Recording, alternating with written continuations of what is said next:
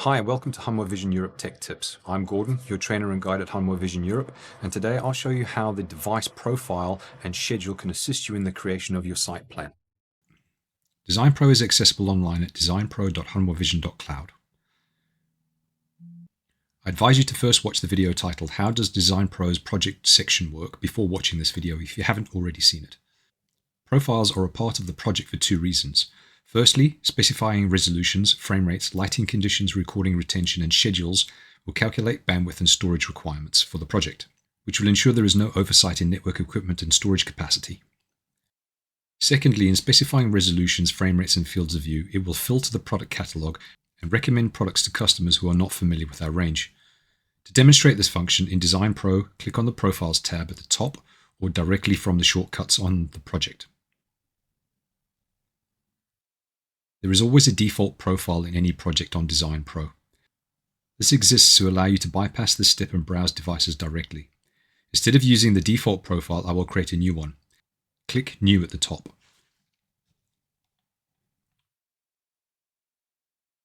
First step for the profile is to give it a name, as it will not save without one.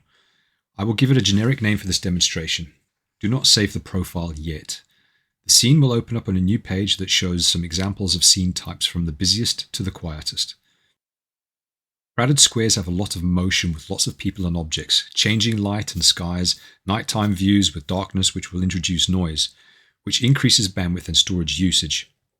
Compared to an emergency exit that is indoors with controlled lighting and usually unused, this scene has very low bandwidth and storage usage for the same resolution and frame rate. Choose a scene that closely matches your actual scene.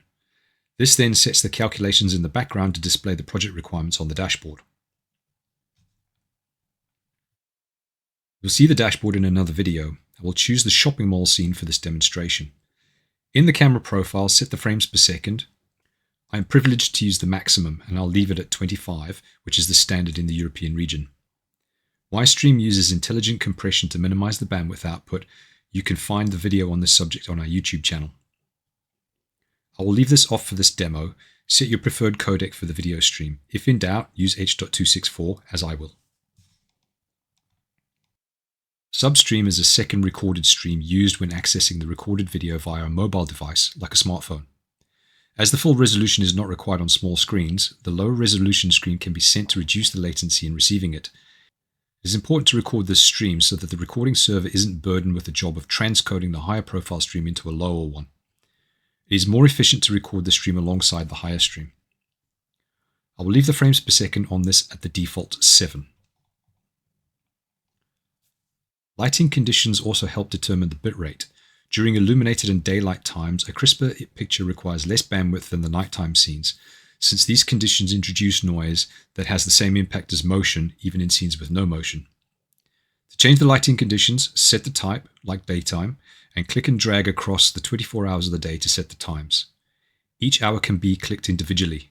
The recording duration sets how long the video recording must be kept. This is determined by the site's legal conditions. I will use the default 30 days, but set yours to the required period. In Europe, the recording schedule has the default continuous schedule, which means all cameras record continuously all the time. To demonstrate changing the schedule, I will select Event and set the expected activity to 20%. Now I can alter the schedule by dragging across the weekly schedule. To save this, click on Save As and give it a name. If this is to be the default schedule, ensure that the Set Default Schedule is checked and then click OK. I will alter the schedule and click Save to save the changes. This project requires a continuous schedule, so I will change it back to the continuous schedule. The next step is the filter, which can filter network cameras to a chosen specification. For example, I will filter the devices list to only include AI cameras. No other cameras will be shown.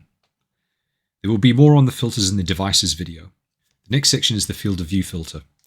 If you don't know the project's field of view, or if you have a different FOV, leave this feature disabled. The filters on DesignPro can overfilter very quickly, leaving you with no products that match all of the parameters that you have set, so use with caution. If you have a very specific requirement, you can enter them here and the devices list will recommend products that match your requirements.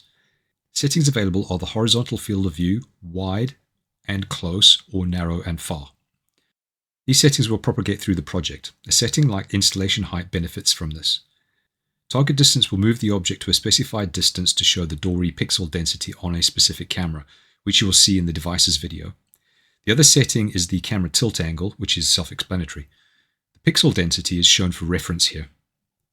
Below is a display of the views of the settings that you have set, including side view and top view.